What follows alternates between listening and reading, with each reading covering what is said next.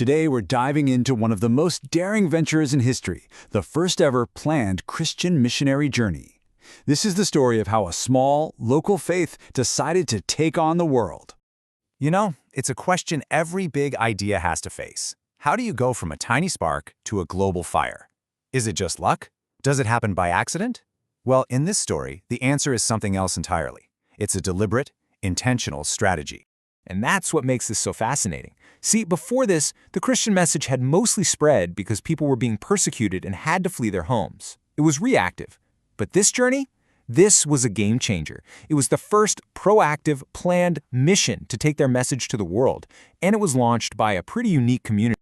Now, you might think the story would start in Jerusalem, right? The center of the faith. But nope. It begins in a bustling, cosmopolitan city called Antioch. This was the launch pad. Antioch was the perfect place for this mission to kick off because its DNA was already global. I mean, this wasn't your average church. It was this thriving, multicultural hub. Its leaders were from all over the place, including Africa and even someone from the inner circle of Roman politics. When your leadership team already looks like the world, well, thinking about reaching the world is kind of a natural next step. So how did they decide to do it? It didn't start with a committee meeting or a business plan. It started with what they believed was a direct call from the Holy Spirit. And the community didn't just nod along. They were all in. They prayed, they fasted, and then they sent out two of their absolute best leaders, Barnabas and Saul, who, as you probably know, will soon come to know as Paul. This was a serious, all-hands-on-deck commitment. So the team, which also had a young helper named John Mark, set sail for Cyprus. And almost as soon as their feet hit the ground, they walked straight into a spiritual showdown. So here's the scene. The Roman governor of the island, a really intelligent guy named Sergius Paulus, is curious. He wants to hear what they have to say. But his trusted court advisor is the sorcerer, Elymas, who does everything he can to stand in their way. What happens next is this incredibly intense spiritual confrontation, where Paul just completely calls him out. And the result is just stunning. Paul declares that the sorcerer will be temporarily blind, a physical sign of his spiritual darkness.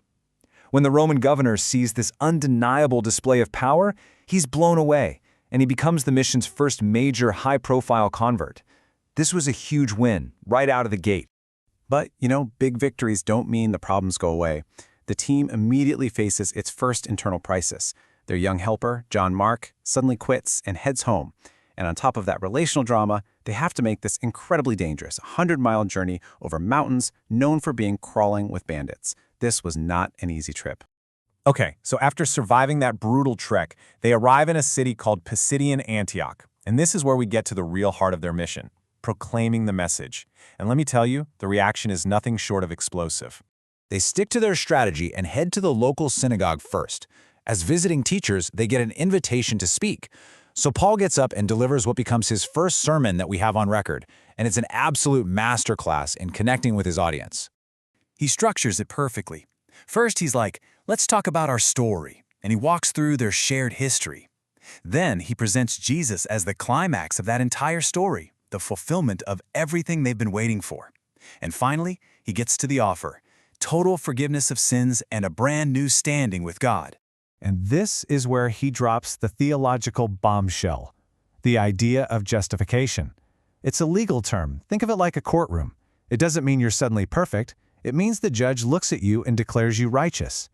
For people who had spent their entire lives trying to earn that status by following the law, this idea that it was a free gift you receive through faith, it was absolutely revolutionary.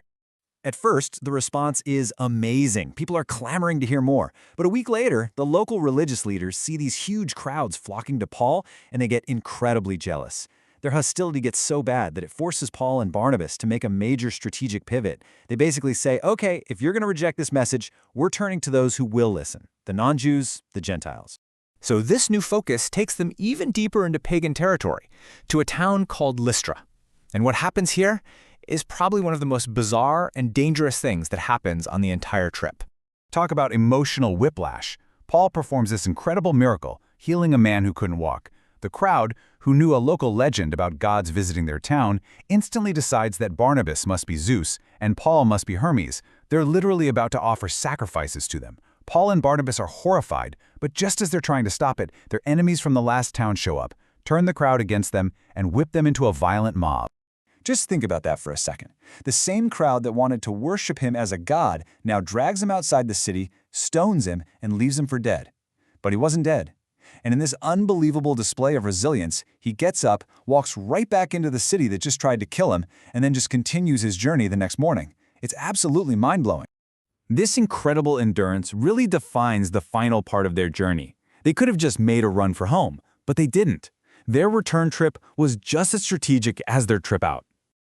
Instead of avoiding the cities where they were nearly killed, they deliberately went back to them. Why on earth would they do that? To strengthen the new, fragile communities of believers they had started. They encouraged them, they warned them that hardship was just part of the deal, and, this is so important, they appointed local leaders. They were building something that could stand on its own. All told, this whole trip covered about 1,400 miles, by sea and on foot. It was a massive, grueling undertaking. So after all the conflict, the hardship, and the violence, you have to ask, was it even worth it? Well, when they finally got back home to Antioch, their final report was simple, but it was profound. They said God had opened a door of faith to the Gentiles. The mission was a success. They had proven that the message really was for everyone, and they left behind this chain of new, self-led communities that would become the backbone for a truly global movement. When you look at the perseverance in this story, getting up after being stoned and going back into the city, it's almost superhuman. It brings up a question about motivation that applies to all of us, right? When things get incredibly hard, what is it that keeps you going? One writer put a fascinating spin on all this hardship with this simple, powerful question. It suggests that our ability to endure the impossible is tied directly to the purpose we're serving. For Paul and Barnabas, the answer was pretty clear. For the rest of us, well, it's a question worth asking ourselves every single day.